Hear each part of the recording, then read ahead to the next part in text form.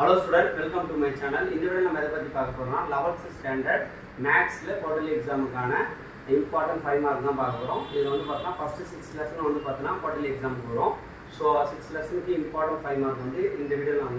So in the video, students my channel follow YouTube video regular YouTube search subscribe கண்டிப்பா இதுல இருந்து நீங்க படிச்சீனா 7 5 mark ஷூரா பண்ணலாம். சோ இந்த क्वेश्चन ஸ்கிப் பண்ணாம படிச்சீங்க.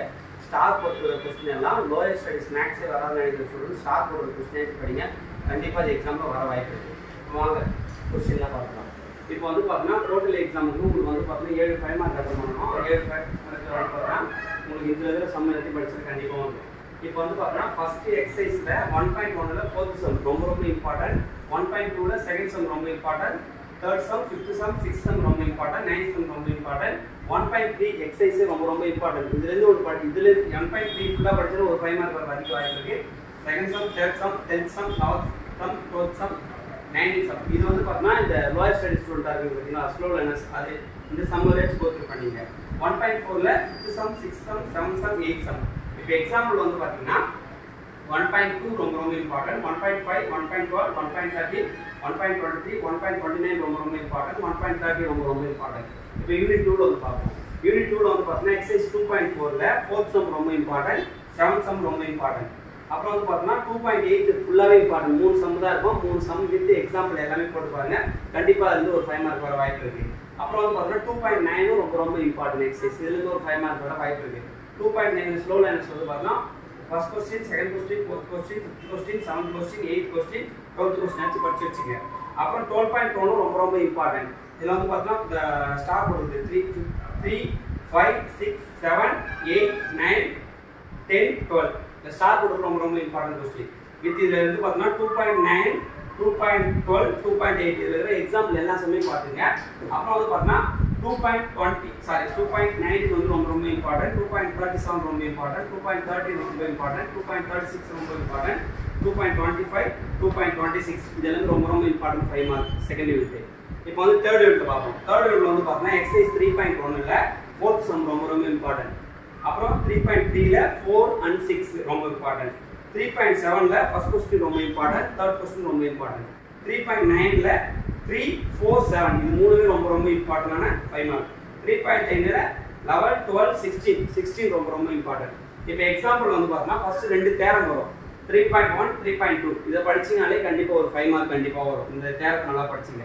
அப்புறம் எக்ஸாம்பிள் வந்து பார்த்தா 3.13 ரொம்ப இம்பார்ட்டன்ட், 3.40 இம்பார்ட்டன்ட், 3.41 3.29 3.32 38 அப்புறம் 3.54 55 71 இதெல்லாம் ரொம்ப இம்பார்ட்டன்டான 5 மார்க் தேர்ட் யூனிட்.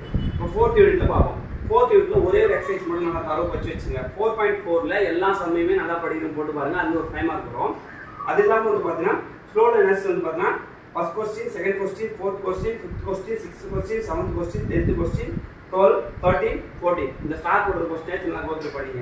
எக்ஸாம்பிள் வந்து பாத்தீங்கன்னா 4.56 4.58 4.61 63 64 65 66 60 70 இந்த சம் வரை கோத்து படிங்க.